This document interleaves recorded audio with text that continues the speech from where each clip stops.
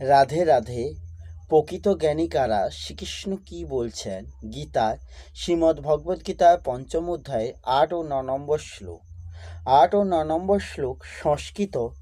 নৈব কিঞ্চিৎ করমিতি যুক্ত মন্যেত তত্ত্ববিৎ পশ্যন শৃণ্বন পৃচ্ছন জিঘ্রন অশ্বন গচ্ছন স্বপন শশন পলপন বিসৃজন গৃহন্নন উন্মিষন নিমিষন ওপি ইন্দ্রিয়াণি ইন্দ্রিয়ার্থেষু বর্তন্তে ইতি ধারয়ন।